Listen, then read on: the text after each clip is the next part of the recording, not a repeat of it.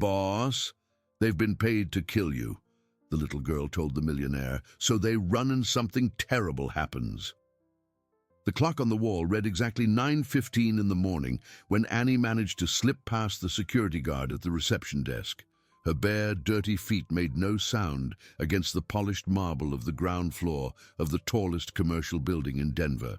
The 4-year-old girl had learned from her mother, Sarah, that the secret to moving through buildings unnoticed was to pretend you belonged there. Her brown hair was tangled, matted with the dirt of 3 days sleeping under the awning of a downtown shop. The pink dress, which had once been pretty, was now torn at the knee and stained with a reddish, clay-like soil.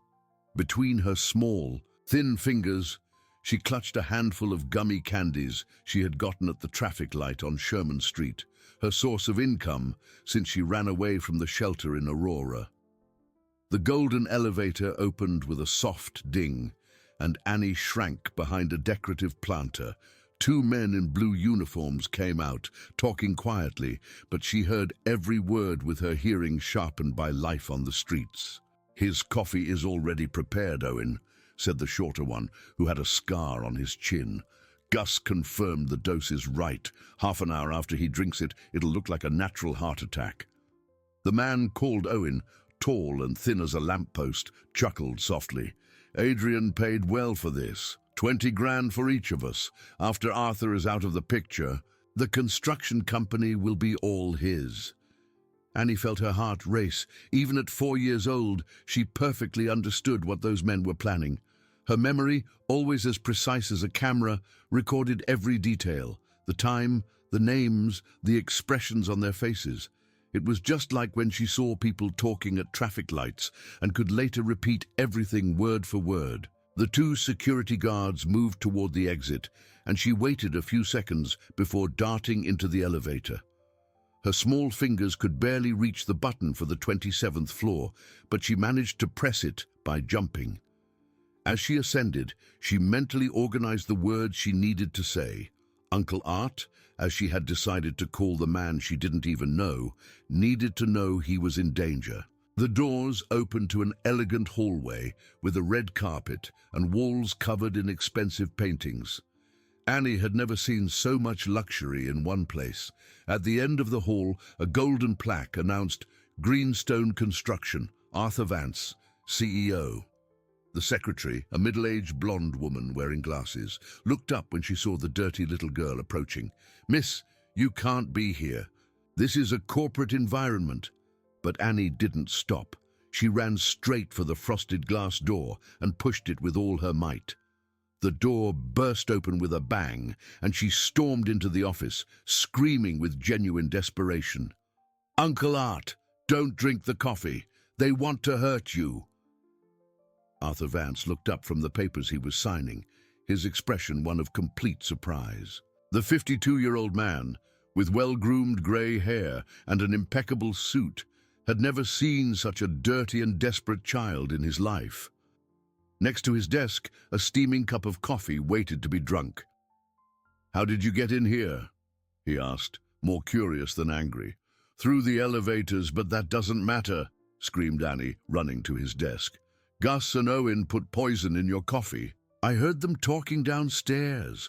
Some guy named Adrian paid them 20,000 each." The name of his minority partner made Arthur's expression harden. Adrian Thorne had been insistent about a meeting that morning, but had cancelled at the last minute. The girl could be making it up, but something in the genuine panic in her eyes made him hesitate. Just then, the door opened again. Gus and Owen appeared in the doorway, their expressions anything but friendly. "Sorry, Mr. Vance," said Gus, his right hand moving discreetly towards something on his belt. "The girl got away from us. We'll remove her from here." Arthur looked at the cup of coffee, then at Annie's terrified eyes, and made the most important decision of his life. In one swift movement, he scooped the girl into his arms and ran for the back door that led to the emergency stairs. "Wait!" yelled Owen, but Arthur had already locked the door from the inside. "Hold on tight to me," he whispered to Annie as they descended the steps 2 at a time. and tell me exactly what you heard. 27 floors of stairs felt endless when carrying a 4-year-old child in your arms. Arthur felt sweat dripping down his forehead as he descended, trying not to make a sound. Annie clung to his neck tightly, but remained silent, as if she instinctively understood the gravity of the situation. "They said it would look like a natural heart attack," she whispered in his ear when they reached the 15th floor, "and that afterward Adrian would get the whole construction company." Arthur paused for a few seconds, leaning on the railing. The information confirmed his worst suspicions about his partner. Adrian had been pushing for changes in management for months, claiming Arthur was too cautious with investments. Now it all made sense. "How do you know their names?" he asked, resuming his descent. "I hear everything," Annie answered simply. "Mum used to say I had bat ears. She would take me to work in the buildings at night, and I'd stay quiet, watching people." When they reached the ground floor, Arthur peeked through the small window of the emergency stairwell door. The lobby was busy, but he saw Gus talking to 2 other security guards near the main elevator. Owen was nowhere in sight, probably watching the entrance. "We need to get out without being seen," he muttered. "Do you know a back exit?" Annie nodded confidently. "There's a door near the cleaning supply closet. Mom always used that door when she worked here." The revelation that Sarah had worked in his building disturbed Arthur even more. How did he not know an employee who had a daughter? Guilt began to form in his chest, but he pushed the feeling aside for later. Now they had to escape. Following Annie's precise instructions, they managed to reach the underground parking garage without being detected. Arthur started his silver Mercedes and drove toward Colfax Avenue, careful to constantly check the rearview mirror. "Where are we going, Uncle Art?" asked Annie, settled in the passenger seat. It was the first time she had been in a car, and her eyes shone with a mixture of curiosity and fear. "To a safe place while I figure out what to do," he replied, still trying to process how his life had completely changed in a matter of minutes. He drove to the Washington Park neighborhood, a middle-class area where he kept a small apartment he occasionally used for discreet meetings. The 2-bedroom unit was simple but clean and well located. Arthur rarely stayed there for more than a few hours, but now it would be his temporary refuge. As they entered, Annie looked around in awe. Even though it was modest by Arthur's standards, the apartment was a palace compared to the places she had slept in for the past few weeks. "Is there food?" she asked timidly, her small hand touching her audibly rumbling stomach. Arthur opened the refrigerator and found only a few pieces of fruit and an expired yogurt container. He then realized he had no idea how to care for a child. His life had been exclusively dedicated to business since his divorce from Diane 15 years ago. "I'll go get us some food," he said, grabbing his wallet. "You stay here and—" "No!" screamed Annie, clinging to his leg. "Don't leave me alone! They might find me!" The terror in the girl's eyes made him realize how abandoned and frightened she must feel. Arthur knelt to her level, looking directly into her brown eyes. "All right, we'll go together, but first I need to better understand what you saw and heard." Over the next hour, Annie recounted everything with a precision that impressed Arthur. She repeated conversations word for word, described the men's facial expressions, and even remembered the exact time everything happened. It was as if she had a recording camera in her mind. "Have you always had this memory?" he asked, fascinated. "Always. Mom said it was my gift. She taught me numbers too, so I could help with the bills." Annie paused, and a shadow of sadness crossed her face. "She disappeared after Dad's accident. Then they took me to the shelter, but it was bad there. They separated me from Mia." "Mia?" "My sister. She's 6. They said they were placing her with a family, but they didn't take me along because I was too little." Tears began to stream down Annie's dirty face. "That's why I ran away, to find her." Arthur felt something stir in his chest, a feeling he hadn't experienced in a long time, genuine compassion. This little girl had lost everything and yet had saved his life. They went out together to buy food, clothes and toiletries for Annie. At the supermarket, she marveled at the number of choices available, carefully selecting each item as if it were a treasure. "Can I choose the color of the toothbrush?" she asked, holding a pink one and a blue one. "You can choose whatever you want," Arthur replied, watching how small gestures of freedom made her face light up. Back at the apartment, after Annie had bathed and put on clean clothes, Arthur could finally see the little girl behind the dirt. She was beautiful, with delicate features and intelligent eyes that seemed much older than her 4 years. "Uncle Art," she said as they ate sandwiches at the small kitchen table, "do you have a family?" The simple question hit Arthur like a punch. "No, I don't have children." "Did you never want any?" He thought of Diane, of how work always came first, of all the missed opportunities to build something real and lasting. "I thought I didn't need a family. That work was enough." Annie chewed thoughtfully. "Mom always said that family is who takes care of us when we're scared. You're taking care of me now, so you can be my family too." The brutal innocence of the statement made Arthur choke. This child, whom he had just met, was offering him something he had rejected his entire life, and for the first time he questioned whether all his choices had been wrong. That night, while Annie slept in the guest room clutching a teddy bear they had bought, Arthur stayed awake planning his next moves. He needed to find out how deep Adrian's betrayal went and how to protect both himself and the little girl who now depended on him. But one question tormented him. When all this was over, what would happen to Annie? The next morning, Arthur woke to the smell of coffee and the sound of Annie humming in the kitchen. He found her standing on a chair, trying to reach the electric coffee maker with a determination impressive for a 4-year-old. "What are you doing?" he asked, still sleepy. "Making coffee for you, Uncle Art. Mom taught me.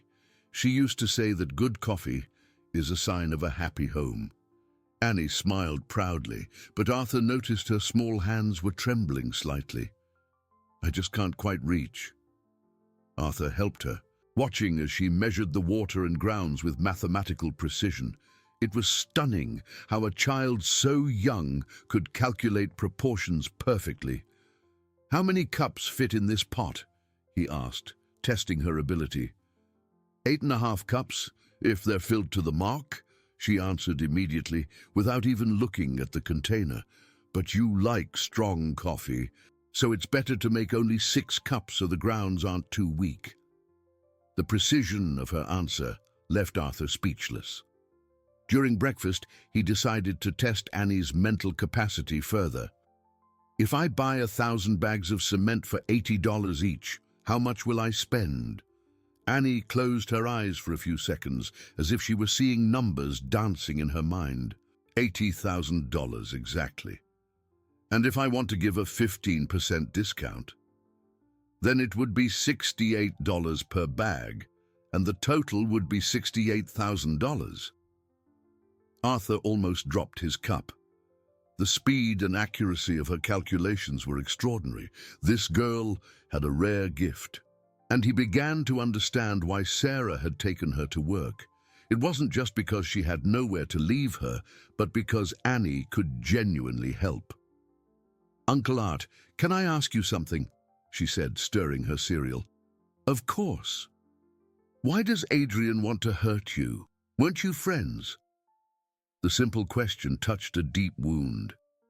Arthur sighed, trying to explain in a way a child could understand. "Sometimes people who seem like friends just want to take advantage of us. Adrian wanted my company, so he decided it would be easier to get rid of me than to work with me. Mom used to say that bad people always show their true colors when you least expect it," Annie commented wisely. "She discovered something bad at her job, and that's why she got scared." "What did your mom discover?" Annie fell silent for a moment, her face concentrated, as if accessing files in her memory.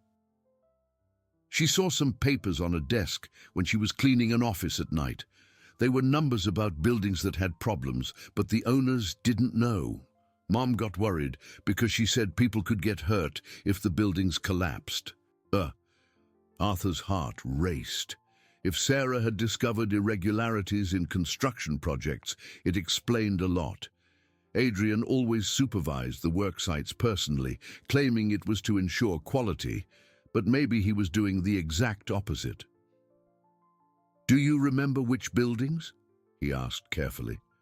"The Liberty Building on Grant Street, the Spring Creek residence in Stapleton, and another one named after a stone. Quartz? No, amethyst. The Amethyst Tower." Arthur knew all three buildings. They had all been completed in the last 2 years, and Adrian had insisted on using a specific subcontracting firm for the structures, claiming cost savings. "Annie, what you just told me is very important," he said, holding her small hands. "Your mother may have saved many lives with this discovery." Annie's eyes filled with tears. "Then why did she disappear? Why couldn't she save our family too?"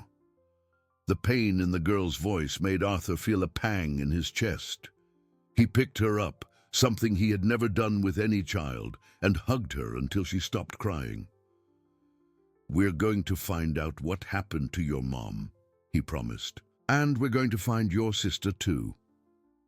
That afternoon, while Annie drew on a piece of paper, always birds flying free, Arthur made a few discreet calls. He found out that Gus lived alone in a simple apartment in the Capitol Hill neighborhood, and that Owen had family in Aurora. He decided to start by investigating Gus. "I'll be out for a few hours," he told Annie. "You'll stay here watching TV, and if anyone rings the doorbell..." "I don't open it and I stay quiet," she completed. "Mom taught me, but you're really coming back?" The insecurity in her voice broke Arthur's heart. "I'll be back, I promise." "A real pinky promise?" Arthur smiled, extending his little finger to make the traditional childhood promise. Pinky promise. Gus's apartment was in a modest but well-kept residential complex. Arthur watched the building for an hour until he saw the security guard leave in uniform, likely heading to a night shift somewhere else. Using contacts he had cultivated over decades in business, he managed to get the building manager to let him into Gus's apartment, claiming to be a concerned relative worried about the tenant's disappearance. What he found there confirmed his worst fears. Hidden behind books on a shelf was a folder with documents that made Arthur break out in a cold sweat. Falsified quality reports, receipts for second-rate construction materials being purchased at first-rate prices, and most frighteningly, doctored structural reports for at least 5 of Greenstone's buildings. Among the papers, there were also photos of Sarah leaving the central commercial building at 2 in the morning, clearly being watched. One of them showed her talking to a tall man near a black car. The last discovery was the most shocking, an envelope with $50,000 in cash and a handwritten note that read, "First part of the payment, the rest after the job is done, A.T." Adrian Thorne wasn't just planning a murder, he was running a corruption scheme that put hundreds of lives at risk, and Sarah had discovered all of it. Arthur photographed all the documents with his phone and put everything back in its place. When he got home, he found Annie asleep on the couch, the television still on, holding a new drawing. It was a picture of a man in a suit next to a little girl, and underneath she had written in crooked letters, "Uncle Art and me." That night, as he carried Annie to bed without waking her, Arthur made a decision that would change both of their lives forever. He wasn't just going to protect himself from Adrian, he was going to completely destroy the corruption scheme and find answers about what had happened to Sarah. But as he looked at Annie's serene face while she slept, a terrible doubt haunted him.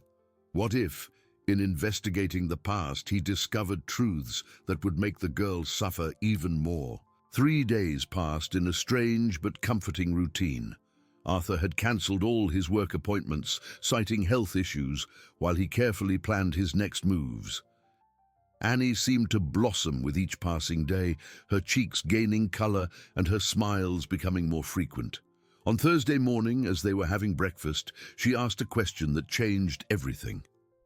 "Uncle Art, do you know hospitals in other cities?" Arthur paused with the cup halfway to his mouth. "Why do you ask?" "Because I remembered something. On the day Mom disappeared, I heard a lady from the shelter talking on the phone. She said the woman from the accident was hospitalized in Boulder and that she didn't remember anything." Arthur's heart raced. Boulder was a 2-hour drive from Denver. If Sarah was alive and hospitalized, "Are you sure what you heard?" "I'm sure. The lady was angry because she was told the children couldn't visit mothers with head injuries." Annie hesitated, as if accessing more files in her memory. She also said it was for the best because Mia was asking too many questions about when Mom was coming to get her. Arthur felt a mixture of hope and terror. If Sarah was alive but had lost her memory, it would explain why she had never looked for her daughters, but it also meant that Annie had spent months thinking her mother was dead. "Annie, if your mum is alive but very sick, do you understand that she might not remember you at first?" The girl's brown eyes filled with tears, but she nodded bravely. "Mom always said that a mother's love never disappears, even when her head gets confused. If I sing the song she used to sing to me, maybe she'll remember." Annie's courage constantly amazed Arthur. At 4 years old, she had an inner strength that many adults envied. What song was it? Annie began to hum a simple, sweet melody about little birds flying back home. Her small, clear voice filled the apartment with a beautiful sadness that brought a lump to Arthur's throat. "We're going to Boulder to find your mum," he decided impulsively. Annie's face lit up with the first expression of pure joy Arthur had seen on her. But then worry returned. What if Adrian finds out where we are? That's why we're going to be very careful. 2 hours later, they were on the road. Arthur had left the Mercedes at home and rented a discreet car, as well as buying hats and sunglasses for both of them. Annie found the whole operation very amusing, playing at being a secret spy. "Uncle Art, can I tell you a secret?" she said as they passed through the town of Golden. "You can. I'm glad you appeared in my life, even with all the bad things happening. It's like God sent an angel to take care of me." Arthur swallowed hard. He had never considered himself angel material, especially after all the mistakes he had made in relationships. But maybe this was his chance to do something important in life. St. Francis Hospital in Boulder was a low-rise building, painted light blue and surrounded by well-kept gardens. Arthur parked across the street and watched the activity for a few minutes. "How are we going to find out if Mom is here?" asked Annie. "I'll talk to someone in administration, but you're going to stay in the car, okay?" "No, I want to go with you. If Mom is there, I need to see her." The determination in Annie's voice was unshakable. Arthur realized it was no use arguing.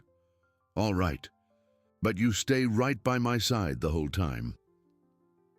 At the reception, a friendly nurse named Dulcie assisted them. Arthur explained that he was looking for a patient who had been in a car accident a few months ago, a young woman with 2 small daughters. "Sarah Santos?" asked Dulcie, immediately recognizing the description. "She's in the psychiatric recovery wing. But are you family? She hasn't had visitors in months." Before Arthur could answer, Annie stepped forward. "She's my mommy. I'm Annie." Dulcie's face transformed completely. "My goodness, you're the little girl she always mentions. She talks about you and Mia every day." Tears streamed down Annie's face. "She remembers us."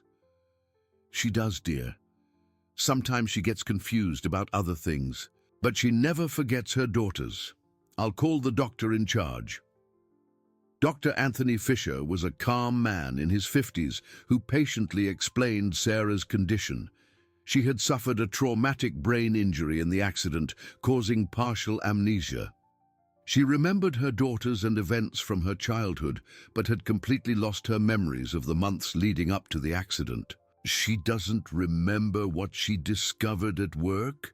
Arthur asked carefully. "No, that's precisely the part that's gone. She knows she worked cleaning buildings, but she can't recall specific details from the last few months." When they finally entered Sarah's room, Annie stopped at the door, suddenly shy. The woman in the bed was thin and pale, but still beautiful, with brown hair like her daughter's and the same expressive eyes. "Mommy," Annie whispered. Sarah turned her head and her eyes widened. "Annie, my little one." The girl ran to the bed and threw herself into her mother's arms, both of them crying and laughing at the same time. Arthur watched the reunion with a heavy heart, realizing that he might be about to lose the most important person who had entered his life. "Where have you been, my daughter? I've asked for you every day," said Sarah, covering Annie's face with kisses. "I was looking for you, Mommy. Uncle Art helped me." Sarah looked at Arthur for the first time, studying his face. "Do I know you?" "I'm Arthur Vance, from Greenstone Construction. You worked for me." A shadow passed over Sarah's eyes. "Greenstone.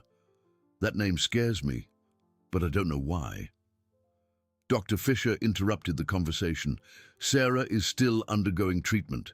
Visits are allowed, but she can't leave the hospital yet." "When can she leave?" asked Annie, still clinging to her mother. "Maybe in a few months, if she continues to progress well." On the drive back to Denver, Annie was radiant, but Arthur felt confused. He had found Annie's mother, which was wonderful for the girl, but it also meant that soon she would have her family back and wouldn't need him anymore. "Uncle Art, are you sad?" asked Annie, noticing his silence. "I'm happy you found your mom," he answered honestly. "But you're my family now too. Mom will like you, I'm sure." Arthur smiled, but inside he felt a fear he couldn't name. In 1 week, that little girl had become more important to him than any business deal or professional achievement. The thought of losing her terrified him in a way he had never experienced before. Back at the apartment in Denver, Annie was different. The joy of having found her mother alive was mixed with a growing anxiety. She drew compulsively, creating dozens of birds, flying in different directions, as if her mind were trying to process emotions too complex for a 4-year-old. "Uncle Art," she said as they had dinner. "Is Mom going to remember the bad things that happened?" "Why do you want to know?" "Because if she remembers, she'll be scared again. And if she gets scared, she might have to go away again." Annie's insight constantly amazed Arthur. She had identified the central dilemma. Sarah needed to recover her memory to be completely healed. But that would also mean reliving the trauma that had put her in the hospital. "What if we didn't tell her about the bad things?" Annie suggested hopefully. "Only about the good things?" "It doesn't work that way, little one. Your mom needs to remember everything to be truly well." That night, Arthur received a call that changed everything. It was Dr. Anthony from the hospital in Boulder. "Mr. Vance, I need to speak with you urgently. Sarah had an episode after your visit. She started remembering fragments of what happened before the accident. Is that good or bad?" "Both. She remembered being followed, but she also recalled important information. She mentioned her other daughter, Mia, and said they took her to Colorado Springs." Arthur felt his stomach churn. Colorado Springs was 3 hours from Denver, in the opposite direction of Boulder. "Did she say anything else?" "She talked about a woman named Doris, who was from the shelter, and she repeated several times that the buildings are going to fall and people are going to get hurt." After hanging up, Arthur found Annie standing in the doorway, having obviously overheard the conversation. "Mia is in Colorado Springs?" she asked, her eyes wide with hope and fear. "It seems so. Can we go get her?"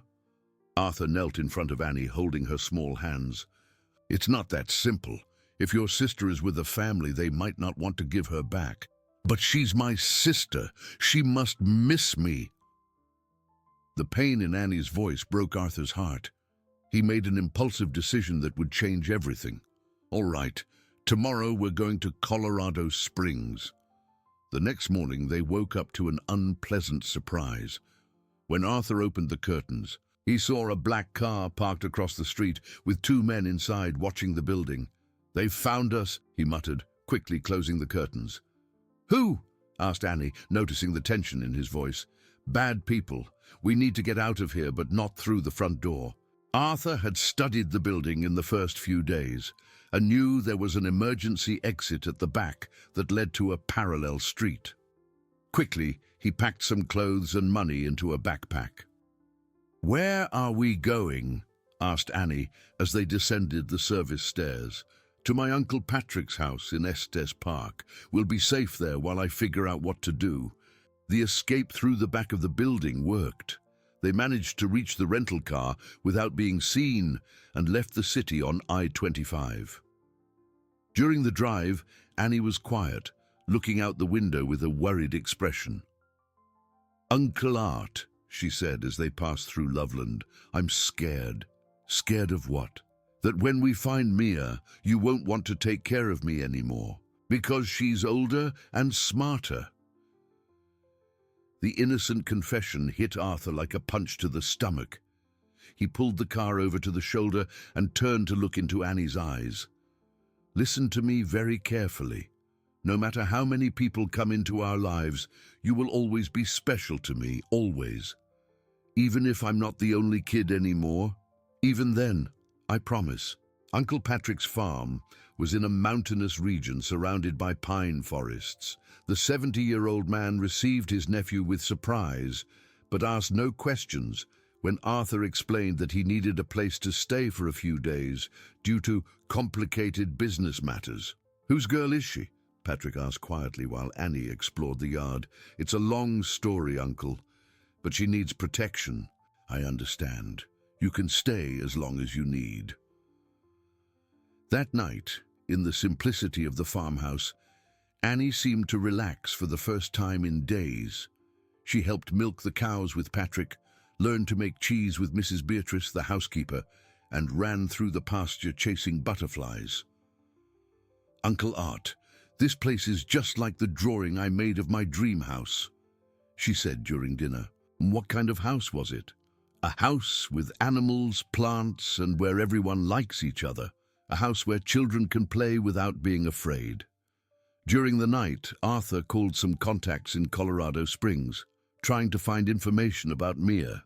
He discovered that there was indeed a 6-year-old girl who'd been recently adopted by a middle-class family. But getting more details would be difficult.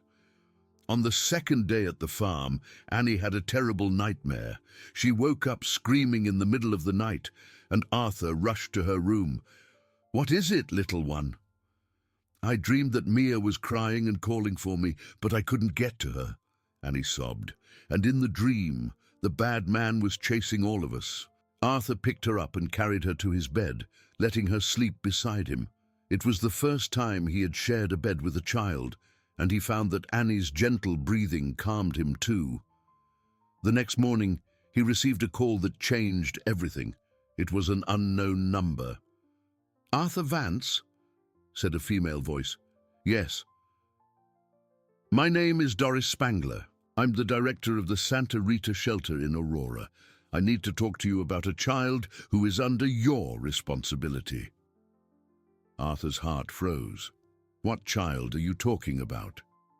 "Annie Santos. She ran away from our institution 2 weeks ago. We have information that she is with you." "And how did you get my number?" "Let's just say we have our methods. Mr. Vance, this child needs to return to where she belongs, and her sister too."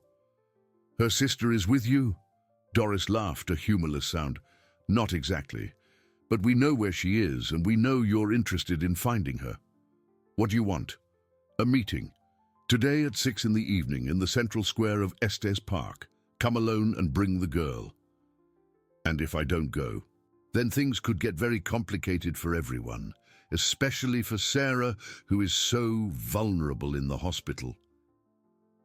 The veiled threat made Arthur's blood boil, but he kept his voice controlled. "I'll be there."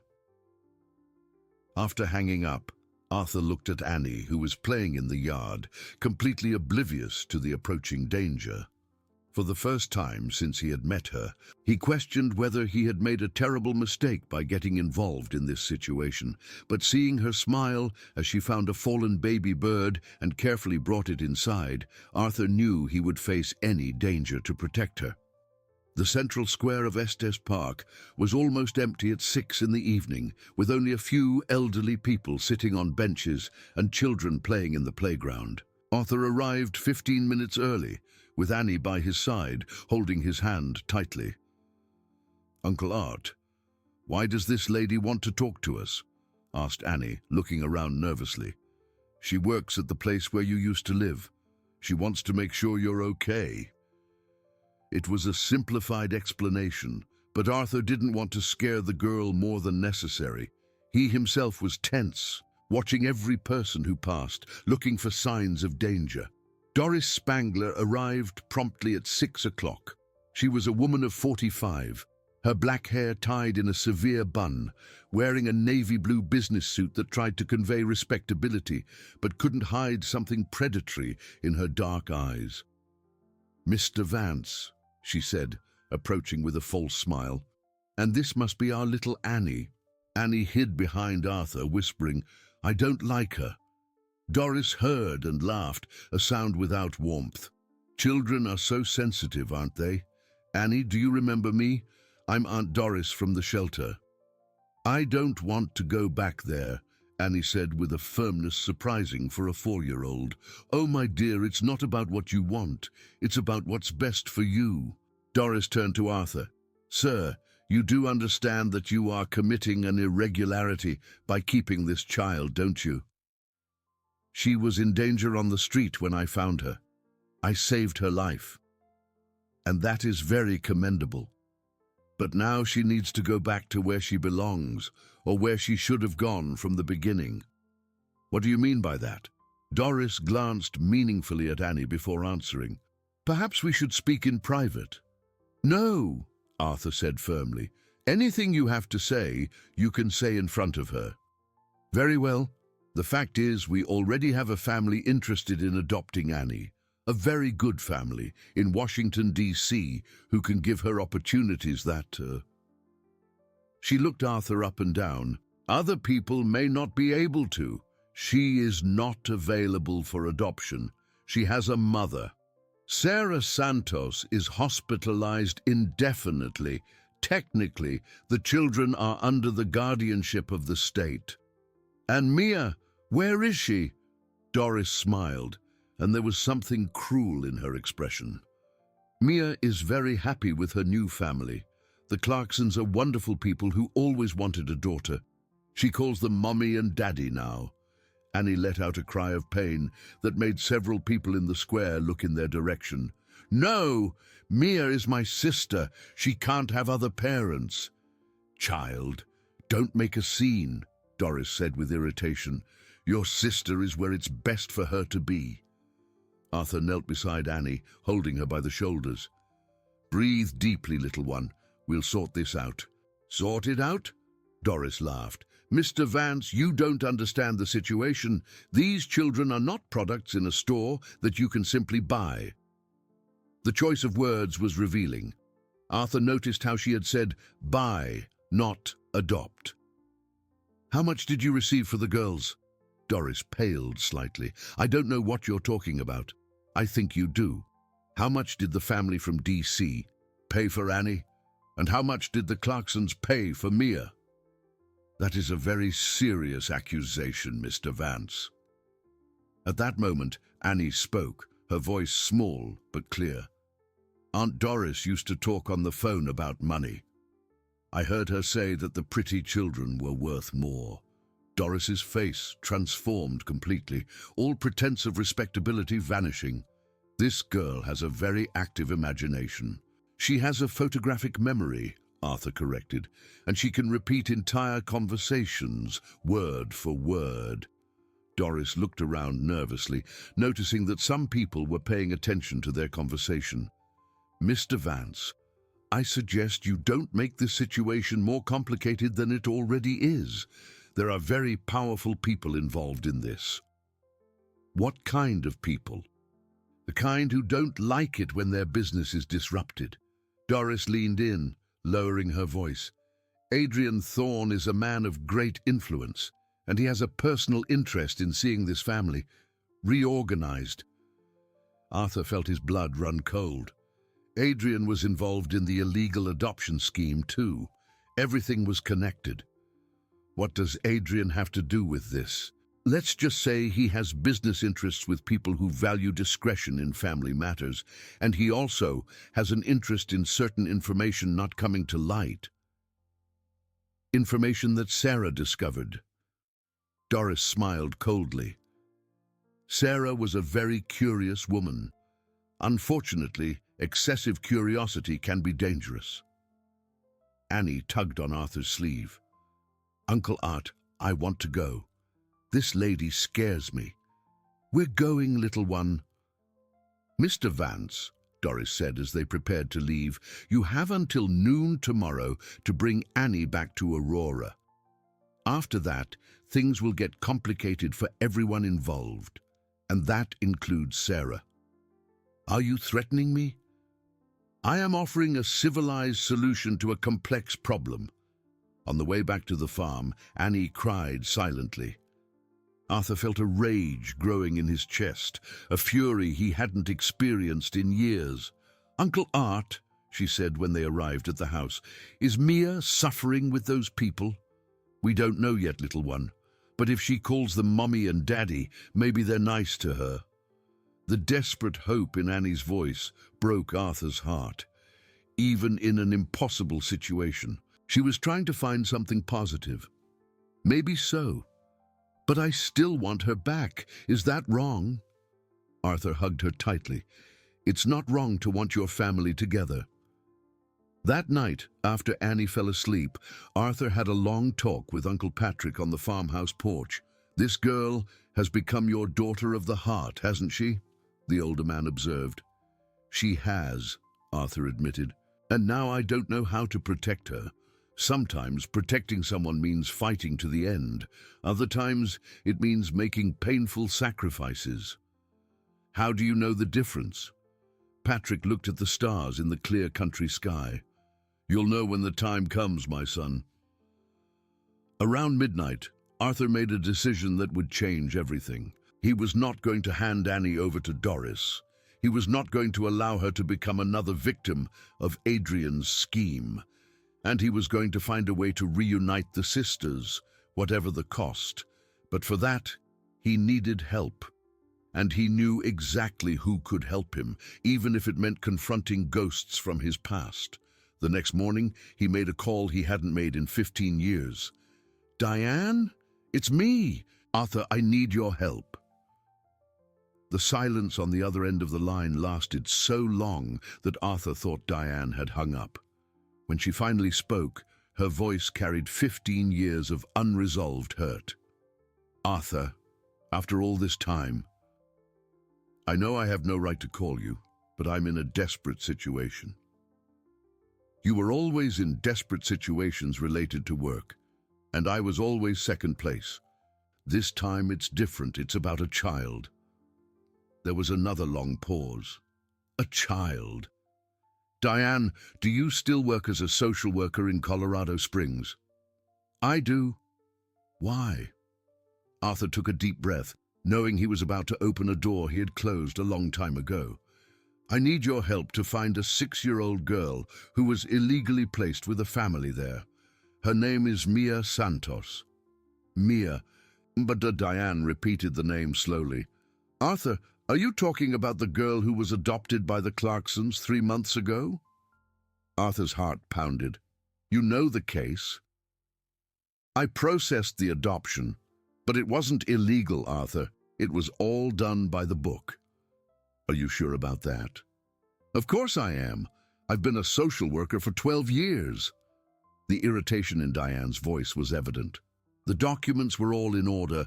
The family passed all the evaluations. Diane, this girl's younger sister is with me. Annie, she's 4, and she told me things that suggest it wasn't a normal adoption. What do you mean? Arthur looked at Annie, who was playing in the yard with Mrs. Beatrice, completely oblivious to the conversation that could change her life. The director of the shelter, Doris Spangler, is involved in a child-selling scheme, and there's a powerful businessman behind it all. Arthur, that's a very serious accusation. Do you have proof? I have Annie's testimony. She has a photographic memory and overheard conversations about payments. The testimony of a 4-year-old child isn't enough proof to. Diane, please. And the desperation in Arthur's voice made her stop. I'm just asking you to check the documents again. If everything is really in order, I'll accept it. But if there's something strange, and why is this so important to you? Since when do you care about orphan children? The question hit Arthur like a knife. Because this girl changed my life. Because I finally understood what I lost when I chose work over starting a family. The silence stretched for almost a minute. When Diane spoke again, her voice was softer. Where are you now? In Estes Park with my Uncle Patrick. I remember him. A good man. Diane sighed. Arthur, I'll review Mia's file. If I find any irregularities, I'll call you back. Thank you, Diane. That means a lot to me. Don't thank me yet. If you're wrong about this, and if I'm right, then we're going to have a very big problem on our hands. After hanging up, Arthur went out to the yard where Annie was helping Mrs. Beatrice collect eggs from the chickens. The girl ran to him with a still warm egg in her hands. Uncle Art, look! Penny the hen laid this egg just for me. That's wonderful, little one. Mrs. Beatrice said that if I take good care of it, a chick might hatch. Is that true? Arthur looked at Mrs. Beatrice, who shook her head discreetly, indicating the egg wasn't fertilized. But the glint of hope in Annie's eyes made him hesitate. Sometimes it happens, yes. Then I'll take very good care of it. Annie wrapped the egg in a cloth with extreme care. I'll make a warm little nest for it. During lunch, Annie was more cheerful than Arthur had seen her since they met. The simple farm life seemed to have a therapeutic effect on her. Uncle Art, can we stay here forever? Why do you want to stay? Because this is like a real family. Everyone takes care of each other. The animals are happy, and nobody talks about separating people. Annie's observation touched Arthur deeply. She had experienced so much instability in her short life that the simplicity of the farm represented everything she had ever wanted: security and unconditional love. And what if we brought Mia here too? She suggested hopefully. Wouldn't that be nice? And Mom, when she gets better, could come too. And you could work with pine trees instead of buildings. Arthur smiled, imagining a life completely different from the one he had always led. Would you like that? I'd like it a lot, but only if you liked it too. That afternoon, while Annie slept in the hammock on the porch, Arthur received a call from Diane. Arthur, you were right. His heart leapt. What did you find? Several irregularities. To start with, the death certificate for Mia's parents is fake. Sarah Santos did not die, as the document stated. I know. She's hospitalized in Boulder. How did you find that out? I found her. And there's more, Diane. Sarah didn't lose her memory by accident. She was threatened because she discovered irregularities in my company's constructions. My God, Arthur, what have you gotten yourself into? Something much bigger than I imagined. What else did you discover about Mia? The Clarksons paid $50,000 for the adoption. They said it was to expedite the process and ensure there would be no future legal problems. $50,000. And there's more. Doris Spangler has at least 6 similar cases in the last 2 years. All orphaned children or children with incapacitated parents, all adopted by families who paid large sums. Arthur felt nauseous. How many children?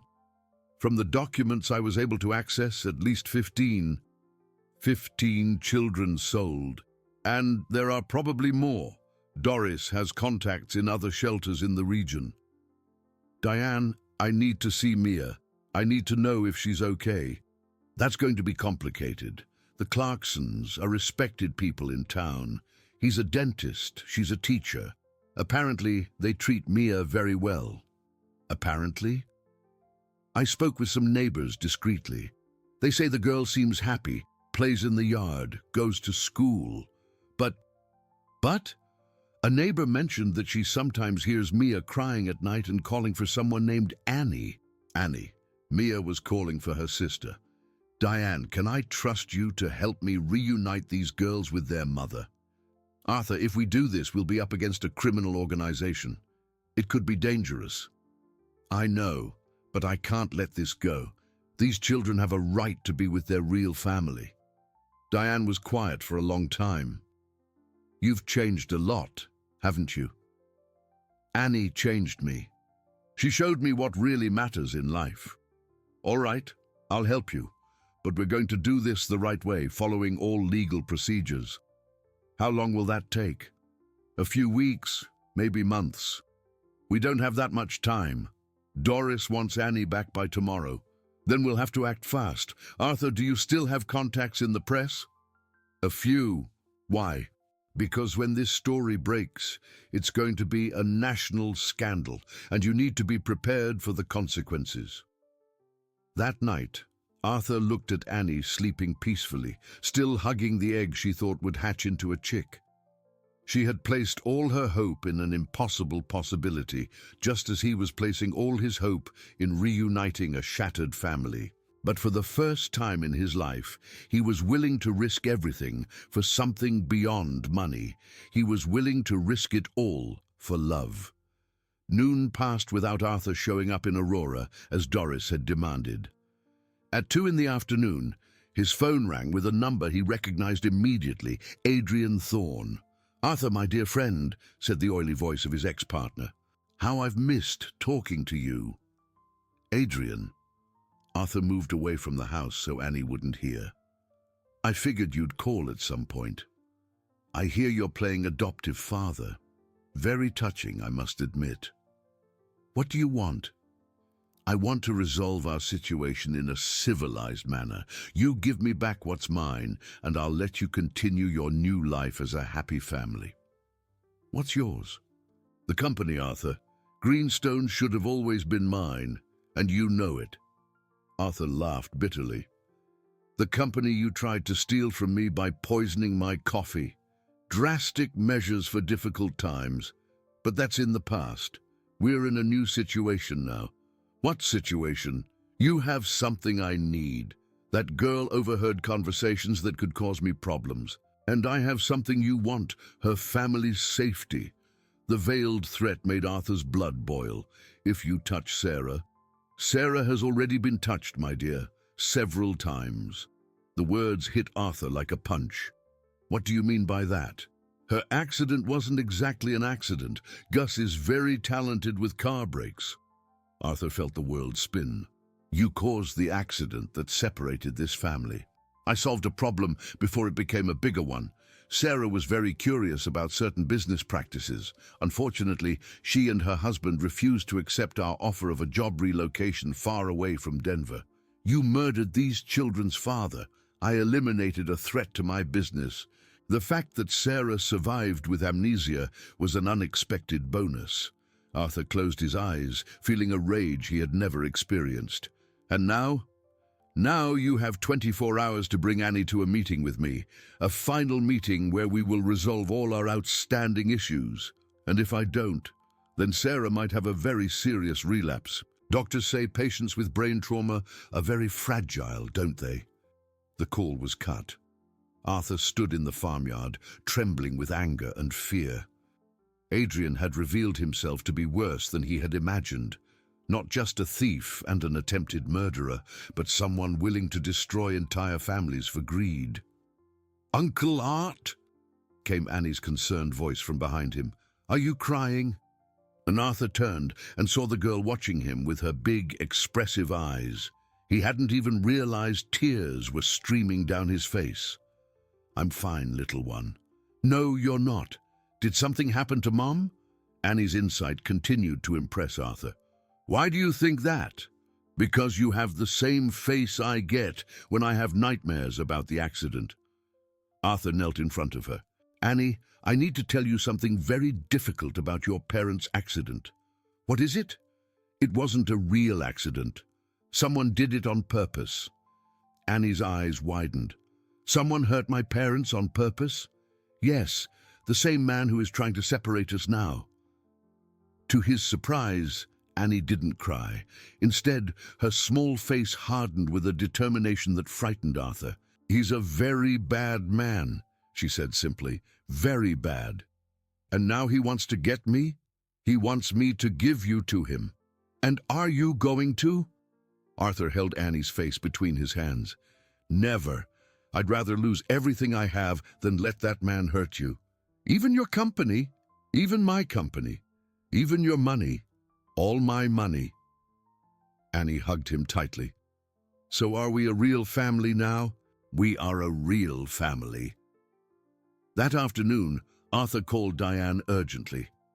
"Diane, the situation has become much more complicated. Adrian confessed that he caused the accident involving Sarah and her husband." "My God, Arthur, that's attempted murder. And now he's threatening to do something to Sarah if I don't hand over Annie.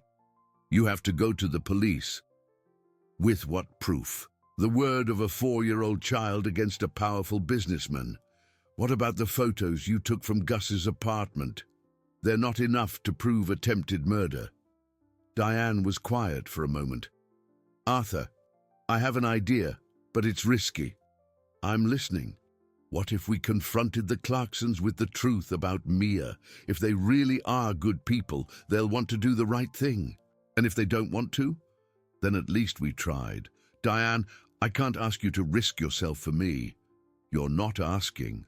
I'm offering. Some things are more important than our personal safety." 2 hours later, Diane called back with surprising news. "Arthur, I spoke with the Clarksons. When they learned the truth, they were devastated." "What do you mean?" "They truly believed Mia was an orphan. They paid the money thinking it was to improve the shelter's conditions. When they found out, they had been deceived." "What did they decide?" "They want to return Mia to her biological family, but there's a problem." "What problem?" "Mia has grown very attached to them. She calls them Mommy and Daddy, considers their house her home. It will be traumatic for her to go through another separation." Arthur felt his heart ache. "And now?" "The Clarksons suggested something. They want to stay in touch with Mia even after she returns to her biological family. They think a gradual transition would be better for the girl. They really are good people. They are. And they are willing to testify against Doris and whoever else is involved." That night, Arthur had a long talk with Annie about Mia.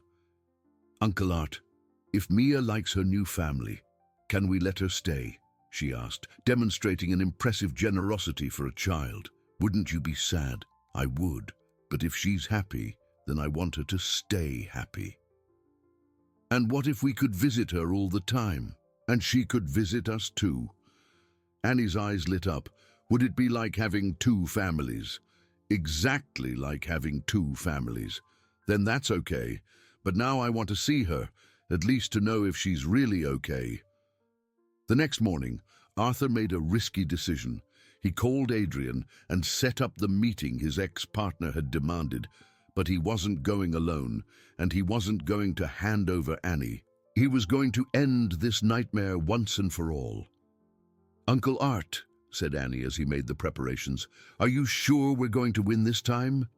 "I'm not sure of anything, little one, but I'm sure we're going to try with all our might." "Then that's okay, because Mom always said that when you fight for what's right, God helps." Arthur looked at this extraordinary girl who had completely changed his life and felt a courage he didn't know he possessed. Maybe Sarah was right about God helping those who fight for what is right. It was time to find out. The location chosen by Adrian for the final meeting was an abandoned construction site on the outskirts of Denver, one of Greenstone's projects that had been cancelled due to structural problems. The irony was not lost on Arthur as he parked the car 100 yards from the unfinished building. "Uncle Art, why did you bring Diane along?" Annie asked from the back seat, looking curiously at the blonde woman in her 40s who had joined them from Colorado Springs. "Because she's very smart and will help us sort out this mess," Arthur replied, checking the recorder that Diane had suggested they hide in his jacket pocket. "And why did she cry when she saw me?" Annie continued with her natural curiosity. Diane turned in the front seat, her eyes still red with emotion. "Because you reminded me of very important things I had forgotten." "What things?" "That there are more important things in life than old grudges." Annie processed the answer and nodded seriously. "Mom always said that holding anger in your heart makes a person sick." Arthur and Diane exchanged a look. Over the past 2 days, while talking about Annie and Mia's situation, they had managed to overcome 15 years of resentment. Diane had admitted that part of the blame for the end of their marriage was also hers, for not having communicated her needs better. Arthur had acknowledged that he had been selfish and neglectful of his wife's feelings. "It's time," Arthur said, seeing a black car approach the abandoned building. "Remember the plan?" Diane said, checking her phone, which was recording as a backup. "I remember. But if something goes wrong..." "Nothing will go wrong. Annie is our main witness, and with the recordings we already have, Adrian has no way of denying anything." They got out of the car and walked toward the building. Annie was between the two adults, holding their hands firmly. For a 4-year-old facing the man who had destroyed her family, she showed impressive courage. Adrian was waiting for them on the ground floor of the building, accompanied by Gus and Owen. The 58-year-old businessman was impeccably dressed, as always, but there was something desperate in his eyes. "Arthur, so glad you came. And you brought company, I see. Adrian, this is Diane, my ex-wife. She's a social worker and is here to ensure Annie's rights." "How formal. And this must be our little spy." Adrian crouched in front of Annie, who shrank behind Arthur. "You've caused a lot of trouble, you know that?" "You're the one who caused trouble," Annie replied with a courage that surprised everyone. "You hurt my parents and broke up my family." Adrian laughed, but there was no humor in the sound. "Smart kid. Too bad she's too smart for her own good." "Adrian," Arthur interrupted, "let's get straight to the point. What exactly do you want?" "I want my company back. I want you to sign the papers transferring your shares to me, and I want this girl to forget everything she heard and saw." "And in return?" "In return, Sarah stays alive, and the 3 of you can go live happily ever after anywhere far from here." Diane stepped forward. "Mr. Thorne, are you confessing to extortion in front of a social worker and a minor?" "I'm solving a business problem in the most efficient way possible." At that moment, Annie let go of Arthur and Diane's hands, walking until she was right in front of Adrian. "I remember you," she said, her voice small but firm. "Do you now?" "From where?" "From the hospital where Mum worked at night. You went there once and talked to her near the elevators. You were very angry." Adrian's face changed. "You were there that night?" "I always went with Mom to work. And I heard you say that if she didn't stop sticking her nose where it didn't belong, something bad would happen to our family." Arthur felt a chill. Annie was revealing a piece of the puzzle they didn't know. "You also said," Annie continued, "that you knew people who knew how to make car accidents look real." "Enough!" Adrian shouted, standing up abruptly. "This child is making things up." "She has a photographic memory," Diane said calmly. "She can repeat entire conversations word for word." "And I can prove it," Annie said. "You were wearing a dark grey pinstripe suit You had a gold watch on your left wrist, and you smelled like cigarettes, even though you tried to hide it with cologne. Gus and Owen looked at each other nervously. Even they seemed impressed by the precision of the details. You also said, Annie continued relentlessly, that Mom was just an ignorant cleaning lady who didn't understand how business worked. But Mom wasn't ignorant. She could read and count better than a lot of people. Adrian was visibly shaken. This doesn't prove anything. It proves that you directly threatened Sarah, Arthur said. And we have a recording of all of this. What recording? Diane showed her phone. This entire conversation is being recorded, and we also have the evidence you left in Gus's apartment. What evidence? The documents for the buildings with structural problems, the receipts for the second-rate materials, and especially the money you paid them to kill me. Adrian looked at Gus with fury. You kept the evidence, you idiot? I thought we might need it to protect ourselves, Gus stammered. To protect yourselves from me? To protect ourselves from the police, in case something went wrong. It was then that Annie did something unexpected. She walked over to Owen, the taller of the two security guards, and looked him directly in the eyes. Do you have kids? She asked. Owen, caught off guard by the question, nodded. I do. 2 girls. And would you like it if someone hurt them? No, of course not. Then why do you want to hurt other children? The simple, direct question hit Owen like a slap. Arthur could see the man struggling with his conscience. I don't want to hurt any children. Owen! Adrian shouted. Don't listen to this brat. But it was too late. Owen looked at Annie, then at Arthur and Diane, and finally at Adrian. I'm not doing this anymore, he said, pulling an envelope from his pocket. Here's the money you gave me. I don't want any more of this. Owen, do you know what will happen if you betray me? I do, but I also know what will happen to me if I keep doing wrong things, and I don't want my daughters to be ashamed of their father. Gus looked nervously between Adrian and Owen, clearly torn. Finally, he too pulled an envelope from his pocket. I don't want to be a part of this anymore either. Adrian was left alone, his position of power crumbling completely. You'll regret this, he yelled. No, Arthur said calmly. The one who's going to regret it is you, because now we're going to expose your entire scheme. The faulty constructions, the child-selling ring, the attempted murder. Nobody will believe the word of a child. They'll believe the word of 2 adults, audio recordings, physical documents, and witnesses willing to cooperate, Diane replied. At that moment, they heard the sound of approaching cars.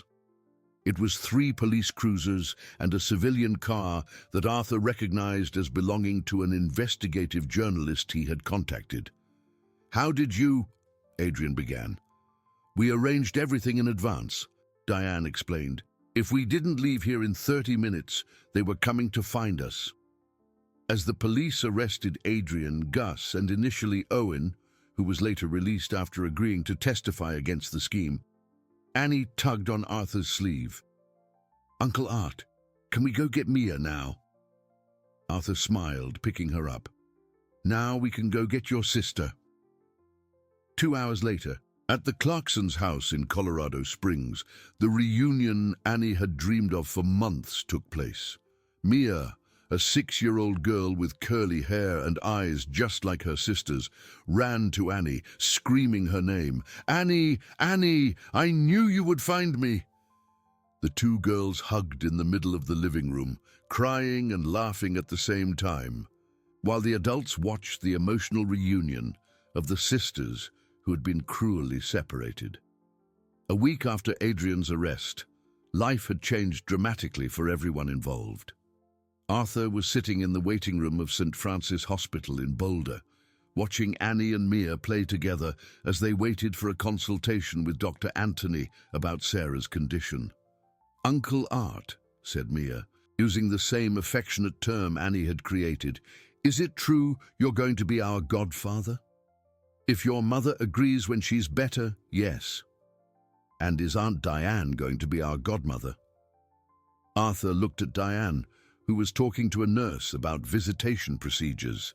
In recent days, she had been incredibly dedicated to the girls, as if wanting to make up for all the lost years without children. I think so, he replied with a smile. So we're going to have 4 parents? Asked Annie, counting on her small fingers. Mom, Uncle Art, Aunt Diane, and the parents from Colorado Springs. The situation had indeed become complex. The Clarksons, devastated to discover they had unwittingly participated in a criminal scheme, insisted on staying in touch with Mia. The girl, in turn, had genuinely grown attached to them during the 3 months she lived in Colorado Springs. That's a lot of people to love you, Arthur said. Is that good or bad? It's good, Mia replied without hesitation. Before, I had no one at the shelter. Now I have too much family. Doctor. Anthony appeared in the waiting room with an expression that mixed optimism and concern. Arthur, can I speak with you privately for a moment? Arthur left the girls with Diane and followed the doctor to his office. How is Sarah? He asked, bracing himself for bad news. Physically, she's recovering well. Her memory is also gradually returning. But there's a problem. What kind of problem? Udut, Sarah remembers the accident now. She remembers Adrian, the threats, everything, and she's terrified of the idea of reuniting the family. Why? Because she's afraid something will happen to her daughters if she leaves the hospital. Even knowing Adrian is in jail, she's developed an understandable paranoia. She believes he has other accomplices who might come after the girls. Arthur felt his heart ache. She doesn't want to see her daughters. She desperately wants to, but she thinks it's safer for them if she stays away. Can I talk to her? You can try, but she's very fragile emotionally.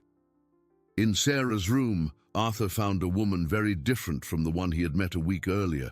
She was awake, lucid, but there was a deep fear in her eyes that was heartbreaking.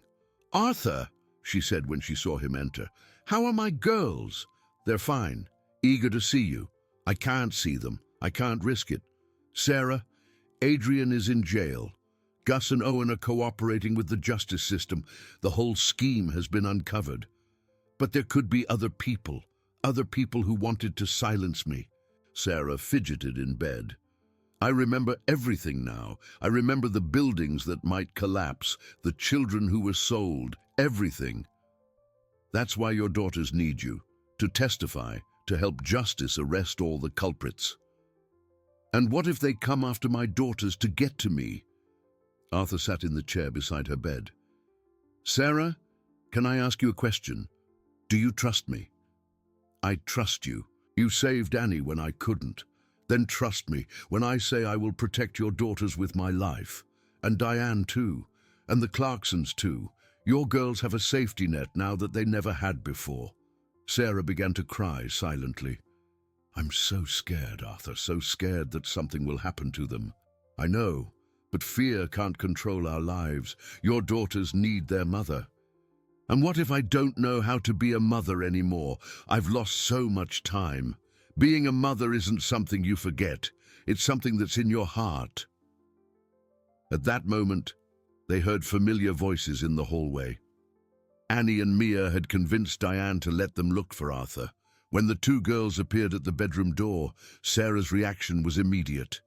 She began to cry, but she held out her arms to them.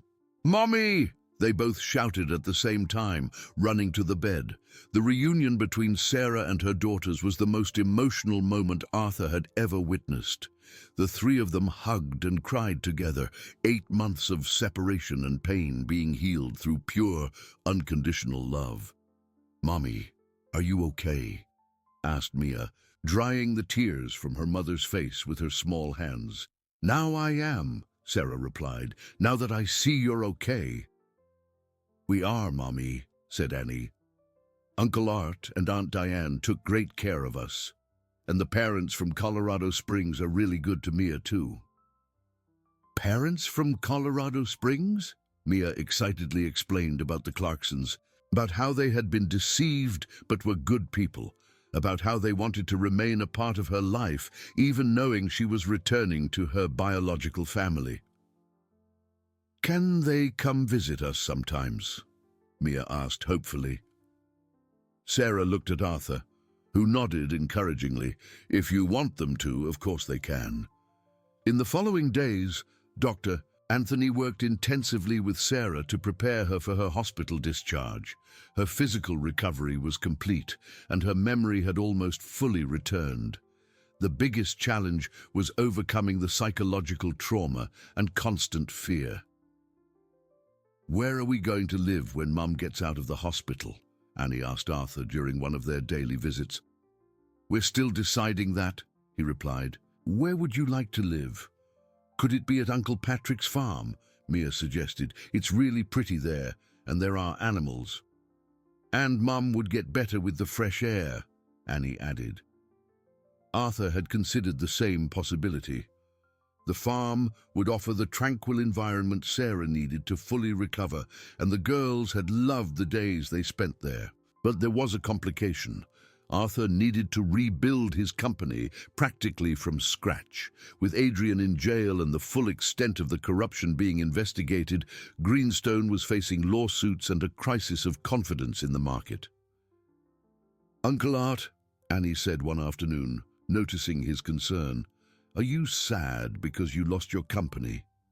"I'm not sad, little one. I'm thinking about how to start over. We can help you. I'm good with numbers, remember?" Arthur smiled. "I do remember. Maybe I'll need a very smart financial consultant." "And I can design the houses," Mia offered. "Pretty houses where families are happy."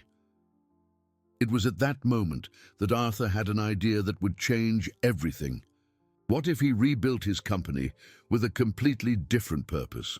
What if, instead of just building for profit, he focused on social projects? Quality low-income housing, renovating shelters, building schools in underserved communities. "Girls," he said, "how would you feel if I changed my company to help families who need homes?" "Would it be like helping other kids like us?" asked Annie. "Exactly. Then I think that's a very good idea," Mia declared. "Me too," Annie agreed. "And Mom would be proud." That night, Arthur had a long talk with Diane about his plans for the future. "Are you sure you want to start from scratch?" she asked. "I'm sure. This experience has shown me that money is only worth something if you use it to do good. And are you sure you want to do this with me?" Arthur took her hand. 15 years ago, I chose work over our family. Now I want to choose family and work together, if you want to." "I do," Diane replied, tears in her eyes. "I always have." It was the beginning of a new life for all of them, but there were still challenges ahead, and the biggest twist was yet to come. 2 weeks after Sarah's discharge from the hospital, the reality of the family reunion proved more complex than anyone had imagined. The house Arthur had rented in the Low-High neighborhood in Denver was cozy and safe, but living together was far from harmonious. Sarah, though physically recovered, battled anxiety attacks that left her prostrate for hours. The slightest unexpected noise made her jump, and she insisted on checking the door locks several times a night. The daughters, who had idealized the reunion with their mother, now felt confused and frightened by her behavior. "Uncle Art," Annie whispered one morning, after Sarah had another panic attack upon hearing the garbage truck, "does Mom not like us anymore?" "Of course she likes you, little one. She's just still a little sick in her head, remember? Like when you break your arm and it takes a while to heal completely." "But when will it heal?" Arthur didn't know what to answer. Dr. Anthony had warned that the psychological recovery process could take months, perhaps years, and there were days when Sarah seemed to regress instead of improve. Mia was fighting a different battle. After 3 months living with the Clarksons, she had grown accustomed to a structured routine, clear rules, and constant attention.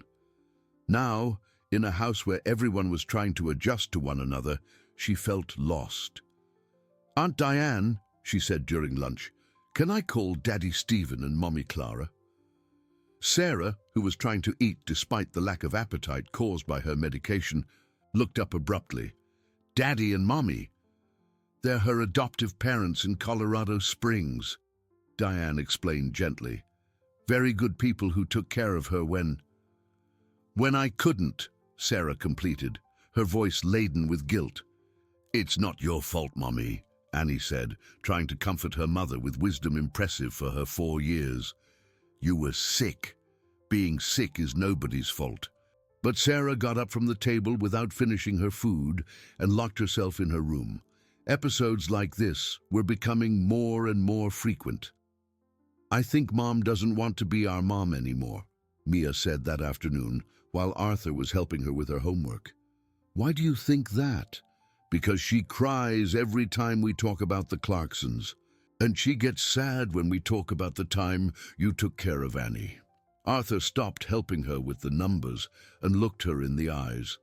"Mia, your mom isn't sad because she doesn't want to take care of you. She's sad because she feels guilty for not being able to protect you when you needed her. But she couldn't because she was sick. I know that, you know that, and Annie knows that. But your mom hasn't been able to forgive herself yet." That night, Arthur found Sarah sitting alone in the kitchen, staring at a cup of tea that had gone cold without her drinking it. "Sarah, we need to talk." "About what?" "About the fact that you're sabotaging yourself." She looked up, a mixture of anger and pain in her expression.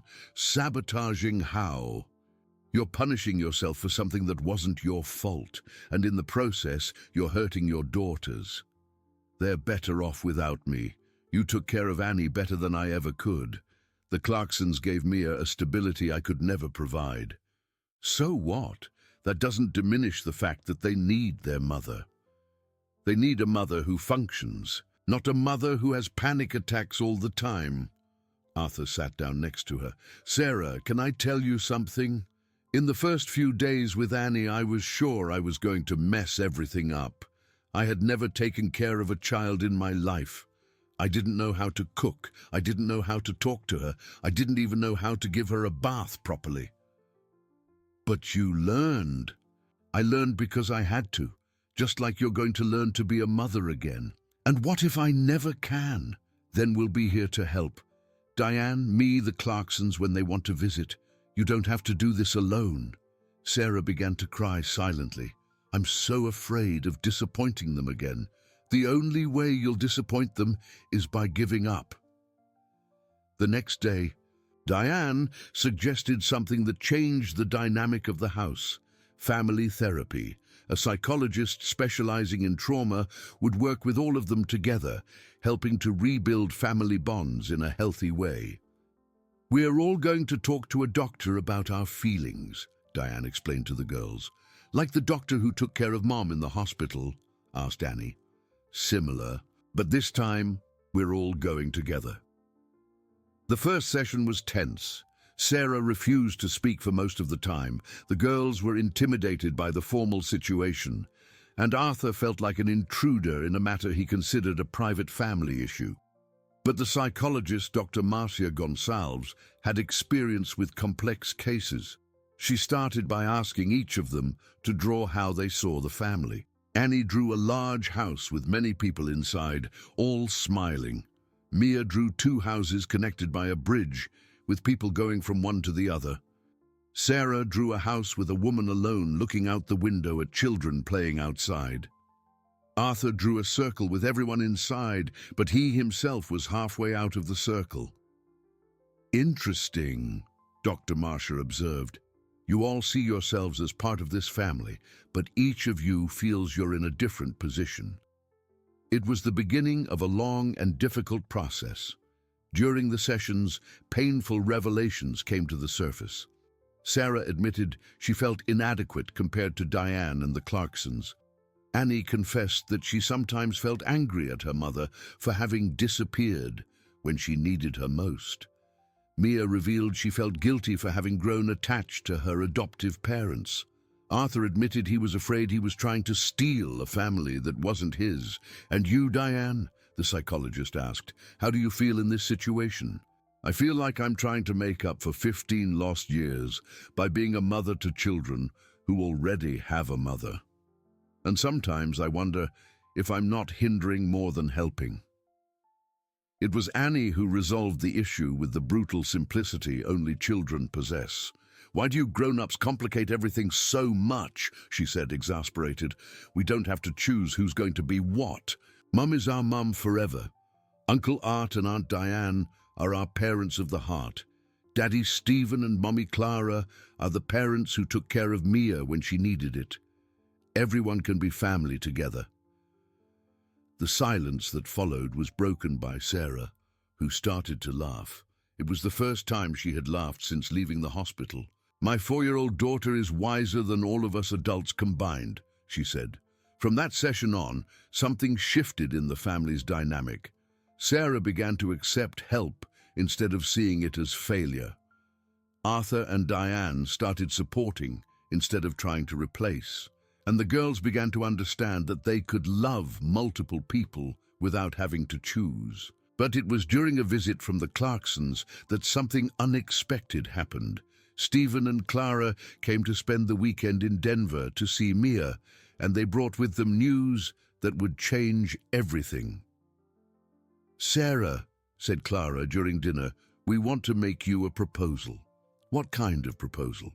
"Stephen and I are thinking of moving to Denver. He can transfer his dental practice, and I can teach here as well." Sarah paled. "You want to take Mia back?" "No," Stephen said quickly. "We want to be a part of her life, as extended family.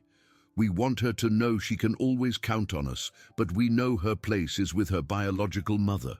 "But also," Clara continued hesitantly, "we found out something about Doris and the adoption scheme that you need to know." The silence at the table was absolute. "What did you discover?" "Doris wasn't working alone. There were more people involved in the scheme, and one of them hasn't been arrested yet." The Clarksons' revelation left everyone in a state of shock. Arthur felt his blood run cold as he processed the information that there was still someone dangerous on the loose, someone who could pose a threat to the family he had fought so hard to reunite. "Who is this person?" asked Sarah, her voice trembling slightly. "A judge from the Aurora County Court," replied Stephen Clarkson, lowering his voice even in the safety of the house. "Judge August Keller. He was the one who signed the adoption authorizations without proper verification." "How did you find out?" asked Diane, her experience as a social worker making her immediately understand the gravity of the situation. "Through our lawyer," Clara explained. "When we decided to cooperate with the investigation, he began to review all the documents from our adoption of Mia. That's when he noticed irregularities in the signatures and stamps." Arthur stood up from the table, pacing nervously around the room. A corrupt judge has much more power to cause trouble than Adrian or Doris ever had. "There's something else," Stephen said hesitantly. "Judge Keller knows you're investigating the scheme. Our lawyer received a threatening call yesterday." Sarah turned completely pale. "Threats? What kind of threats?" "Nothing direct. Just a suggestion that it would be better for everyone if we stopped digging into matters that don't concern us." Annie and Mia, who had been playing in the living room during the adults' conversation, sensed the tension and approached the table. "Uncle Art, are bad people trying to hurt us again?" Annie asked with the sharp perception that had always characterized her. Arthur knelt to the girl's level. "It might be, little one, but this time we're prepared. We're not going to let anyone separate our family again." "Promise?" asked Mia, holding his hand. "I promise." But internally, Arthur was terrified. A corrupt judge had the power to manipulate the legal system, create legal problems, even question the custody of the girls. He was a far more dangerous enemy than any they had faced so far. That night, after the children were asleep, the 5 adults gathered to plan what to do. "We need concrete evidence against this judge before he takes any action against us," said Diane. "But how do we get evidence against someone so powerful?" asked Sarah. It was then that Arthur had a risky idea. What if we used the same tactic Annie used on me? What if someone accidentally overheard a compromising conversation? Are you suggesting we secretly record the judge? Asked Stephen. I'm suggesting we create a situation where he incriminates himself. Over the next 3 days, Arthur devised a meticulous plan. Using his remaining contacts in the business world, he managed to schedule a meeting with Judge Keller, claiming interest in making a donation to a charitable institution that helped expedite adoption processes. The meeting took place in the judge's own chambers, a luxurious office that contrasted sharply with the public salary he was supposed to receive. Arthur entered the room with a hidden recorder and a proposal he knew the corrupt man couldn't resist. "Judge Keller," Arthur said after the initial formalities, "I've heard you have a very efficient program for connecting children in need with families willing to provide special opportunities." "Ah, yes," the judge replied, a man in his 60s with small eyes and a false smile. "We always try to facilitate the processes for families who demonstrate adequate commitment. Financial commitment, I imagine. Among other things. After all, raising a child properly requires resources. And how much would this commitment be for, say, a 6-year-old girl, intelligent and well-behaved?" Judge Keller leaned forward, his eyes gleaming with greed. "Well, that would depend on various circumstances. There are administrative costs, processing fees, contributions to the well-being of the other children. In round numbers. For a special case like this, we're talking about at least $100,000. Arthur pretended to consider the proposal. "And the biological family? What if there are legal complications?" "Mr. Vance, when documents pass through my desk, there are no legal complications. I personally make sure of that. Even if the child is illegally removed from the family. Especially in these cases, unstable families rarely have the resources to contest judicial decisions." It was exactly what Arthur needed. Judge Keller had completely incriminated himself, confessing not only to corruption, but also to conspiracy to illegally separate families. "Judge," Arthur said, standing up to leave, "there's just one problem with your proposal." "What would that be?" "The child in question is Mia Santos, and I'm not here to buy her. I'm here to ensure she remains with her legitimate family." Judge Keller's face changed completely. "What are you talking about?" "I'm talking about the criminal scheme you're a part of, and about how our conversation was recorded. That's illegal, recording without consent. Not when it's to document criminal activity. You yourself confessed that you manipulate judicial decisions in exchange for money." Judge Keller stood up abruptly, trying to look intimidating. "Mr. Vance, you have no idea who you're messing with. I can destroy your life with the stroke of a pen. You can try, but this recording is already in the hands of 3 investigative journalists and 2 honest prosecutors. You can cause me problems, but you can't stop what has already been set in motion." 2 weeks later, Judge August Keller was arrested in an operation that completely dismantled the child selling scheme. In addition to him, 6 more people were arrested, including employees from other shelters and a lawyer specializing in forging documents. With the arrest of the last person involved in the scheme, the family was finally able to find the peace they had so desperately sought. Sarah, knowing there were no more external threats, was able to focus completely on her emotional recovery. 6 months later, life had found a new balance. Sarah worked part-time at Arthur's new company, which had been restructured as Hope Builders, focusing on housing projects for low-income families. Her administrative skills and knowledge of building cleaning proved valuable in managing the quality of the constructions. Diane had remarried Arthur in a simple ceremony, where Annie and Mia were the flower girls. She divided her time between her work as a social worker and helping to care for the girls, who officially called her Mama Diane. The Clarksons had moved to Denver and become an integral part of the extended family. Stephen opened a dental clinic in the Low-High neighborhood, offering free treatment to underprivileged children. Clara taught at the school where Mia studied, creating a comforting continuity in the girl's life.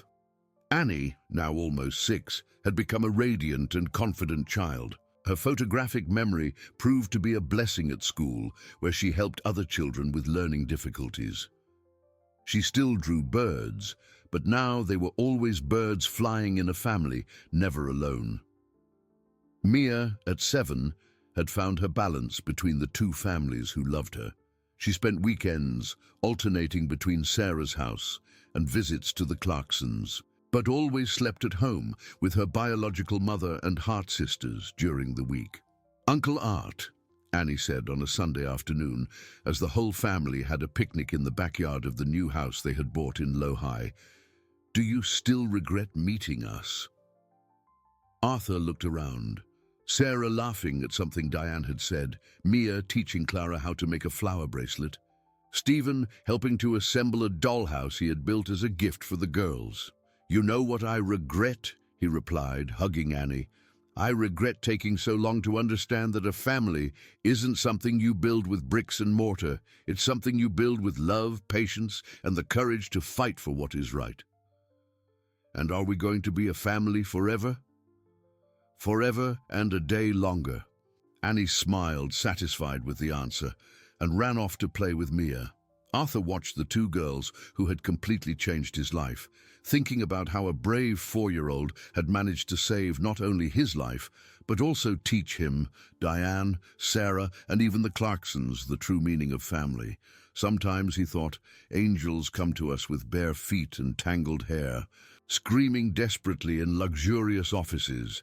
And if we have the wisdom to listen, they show us that true wealth is not in what we possess, but in the people we choose to love and protect. At the end of that afternoon, as the sun set over Denver, the family that had been born from pain and chaos had finally found its peace, and they all knew that, whatever happened, they would face it together. Because now they were truly a family, united not just by blood, but by the conscious choice to love each other unconditionally.